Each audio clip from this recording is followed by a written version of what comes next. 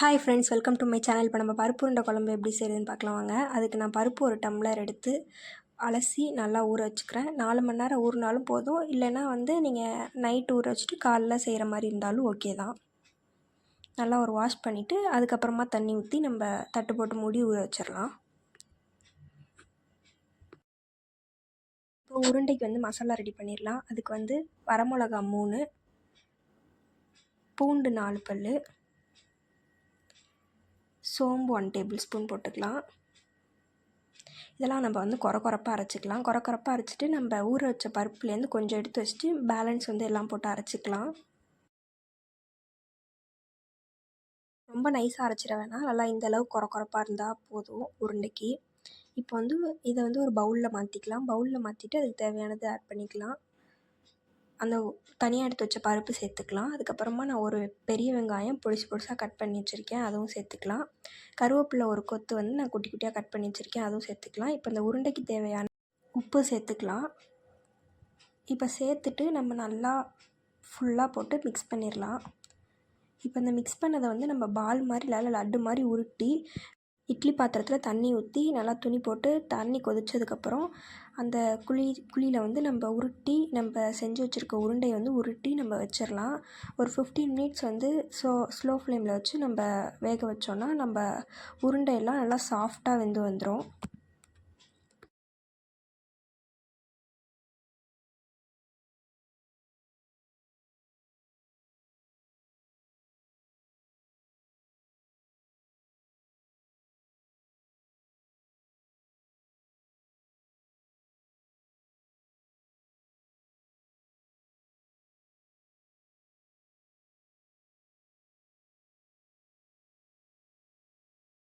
இது மாதிரி சாஃப்டாக வெந்த உருண்டை எடுத்து தட்டில் மாற்றி வச்சுக்கலாம். ஒரு லெமன் சைஸ் புளியை ஊற வச்சிடலாம், லைட்டாக கல்லுப்பு போட்டு. அப்போ தான் கரைக்கிறதுக்கு ஈஸியாக இருக்கும். இப்போ நம்ம தேங்காய் அரை மூடி எடுத்துக்கிறோம். தேங்காய் அரை மூடியில் நம்ம சோம்பு 1 டேபிள் ஸ்பூன், சீரகம் 1 டேபிள் ஸ்பூன் சேர்த்து நல்லா பேஸ்ட் மாதிரி அரைச்சி வச்சுக்கலாம்.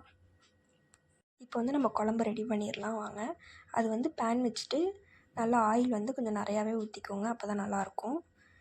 நான் ஒரு 5 டேபிள் ஸ்பூன் ஊற்றிக்கிட்டேன். இப்போ ஆயில் ஹீட் ஆனதும் கடுகு 1 டேபிள் ஸ்பூன், வெந்தயம் அரை டேபிள் ஸ்பூன் போட்டுக்கலாம். நல்லா பொரிஞ்சதுக்கப்புறமா நம்ம பச்சை மிளகா 2 கீறி வச்சுருக்கோம், அதுவும் கருவேப்பிலை ஒரு கொத்தும் சேர்த்துக்கலாம். இப்போ நல்லா வணங்கினதுக்கப்புறம் நம்ம பெரிய வெங்காயம் 1 எடுத்து வச்சுருக்கேன், அதுவும் நல்லா போட்டு வணக்கிக்கலாம். இப்போ நல்லா வணங்கினதுக்கப்புறம் நம்ம தக்காளி சேர்த்துக்கலாம். தக்காளி நல்லா மசிகிற அளவுக்கு வணக்கிடணும். இப்போ இது வணங்குறதுக்கு உப்பு, கல் உப்பு சேர்த்துக்கலாம் நம்ம. இப்போ போட்டு நல்லா வணக்கிடலாம்.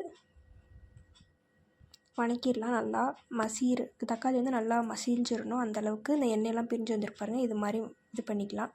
இப்போ நம்ம மசாலா சேர்த்துக்கலாம். மஞ்சள்தூள் 1/4 டேபிள் ஸ்பூன், மிளகாத்தூள் 3/4 டேபிள் ஸ்பூன் போட்டுக்கோங்க. உங்கள் காரத்துக்கு ஏற்ற மாதிரி கம்மியாகவோ இல்லை இன்னும் அதிகமாகவோ போட்டுக்கோங்க. நம்ம புளி தேங்காய்லாம் ஊற்றுறனால கொஞ்சம் அதிகம் தான் தேவைப்படும், அதனால் நான் 3/4 டேபிள் ஸ்பூன் போட்டுக்கிறேன். அதுக்கப்புறமா மல்லித்தூள் 3/4 டேபிள் ஸ்பூன் போட்டுக்கிறேன். இப்போ இது போட்டுட்டு உடனே நம்ம அரை கிளாஸ் தண்ணி ஊற்றிடலாம். தண்ணி ஊற்றி நல்லா அந்த மசாலாலாம் வேகிற அளவுக்கு ஒரு 2 மினிட்ஸ் நல்லா கொஞ்சம் வணக்கி விட்டுக்கலாம். வணக்கினதுக்கப்புறமா நம்ம புளி ஊற வச்சோம் இல்லையா, அதை நம்ம கரைச்சி இதில் ஆட் பண்ணிக்கலாம். இந்த புளி ஆட் பண்ணிவிட்டு அதுவும் 2 மினிட்ஸ் குக் பண்ணிக்கலாம்.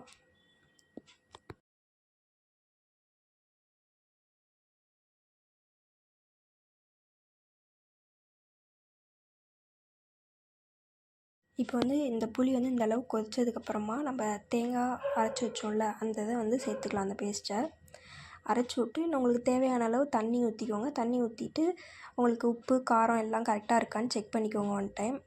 நல்லா மிக்ஸ் பண்ணிவிட்டு சிம்மில் வச்சு ஒரு 5 மினிட்ஸ் குக் பண்ணிக்கலாம். நல்லா நம்ம ஊற்றின தண்ணி நல்லா கொஞ்சம் சுண்டி எண்ணெயெல்லாம் பிரிஞ்சு மேலே வரும், அதுதான் ஸ்டேஜு.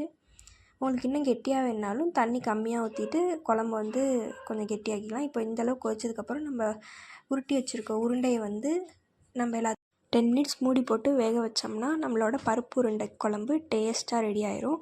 நீங்களும் இது மாதிரி உங்கள் வீட்டில் ட்ரை பண்ணி பார்த்துட்டு எப்படி இருக்குன்னு சொல்லுங்கள். இது மாதிரி நிறையா வீடியோ பார்க்க நம்ம சேனலை சப்ஸ்கிரைப் பண்ணிக்கோங்க.